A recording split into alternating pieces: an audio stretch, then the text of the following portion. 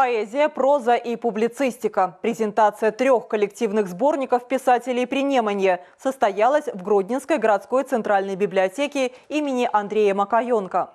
Главная тема литературно-художественных произведений – победа советского народа над немецко-фашистскими захватчиками.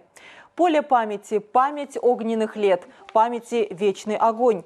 В сборники вошли лучшие работы, которые отбирались на конкурсной основе. Среди авторов как профессиональные писатели, члены Союза писателей Беларуси, так и талантливые любители из Гродненской, Могилевской областей, а также России. Адметнасцю тым, што, напрыклад, зборнік паэзіі памяці вечны, памяць огненных лет, ён уже традыцыйны. Мы яго ствараў раней яго толькі абласны савет ветэранаў. А цяпер яны да нас звярнуліся, і мы стварылі яго разам. Но гэта ўжо 4-й выпуск, 4-й год, да вот такіх юбілейных датаў вялікай перамогі ствараецца ў нашай гародні, ў Гродзенскай вобласці. В сборниках представлены работы авторов разного возраста, от школьников до опытных писателей и ветеранов. Особенность этих изданий – преемственность поколений и живая память о войне.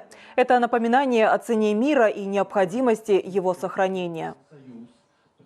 Под белорусским солнечным небом на своей родной земле у мира и сгоде с песней и хлебом 80 год прожили. Сёння жахліва нам перагортваць тыя пякельныя дні, як ваявалі, мир отстояли, стяг перамоги узнялі. Конкретно в этом сборнике мои стихи посвящены не непосредственно военным, не непосредственно участникам Великой Отечественной войны, вернее, как участникам. Все были участниками, и гражданские люди в том числе. Одно стихотворение у меня посвящено пограничникам, именно первым людям, которые встретили врага на границе страны, а остальные стихи посвящены детям войны, посвящены матерям, посвящены теме любви и борьбы против войны. Я пришла послушать стихи авторов.